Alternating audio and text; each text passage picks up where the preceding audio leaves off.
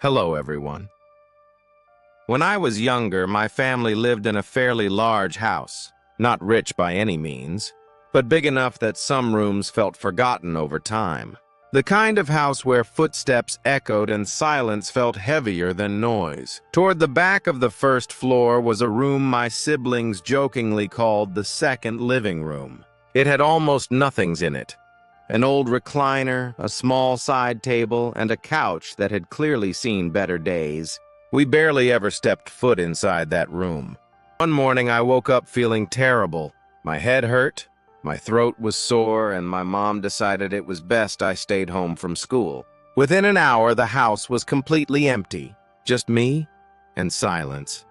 After lying in bed for a while, I heard something that made me pause. Slow, steady footsteps coming from downstairs. At first, I wasn't scared.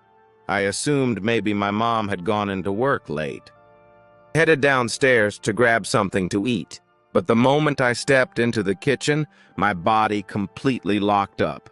Standing there was a tall man, dirty, unshaven, wearing ripped and ragged clothes. He wasn't moving. He was just staring at me. It only lasted seconds, but it felt endless. Then fear took over. I turned around and ran upstairs as fast as I could, slamming my bedroom door shut behind me. I locked the door and dragged a heavy dresser in front of it, even though my hands were shaking uncontrollably. I didn't hear footsteps following me, and that somehow made it worse.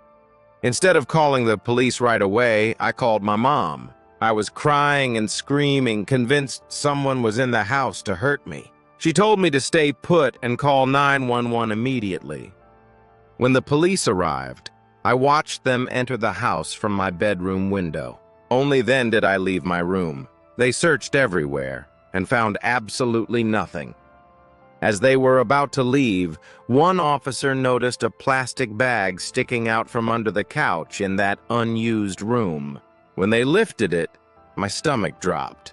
Trash bags, rotting food, personal items. Someone had been living there.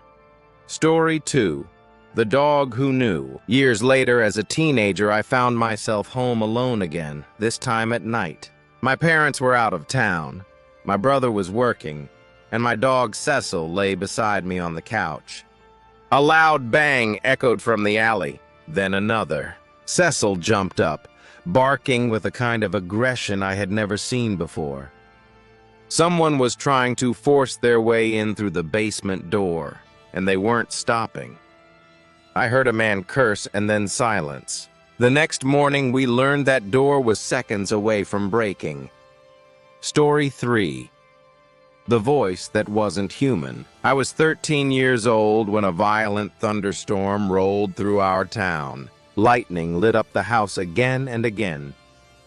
In the middle of the storm, I heard my dad's voice softly call my name. But he wasn't home, and my dog didn't react. To this day, I don't know what it was. But I know one thing. If I had followed that voice, my life might have ended very differently.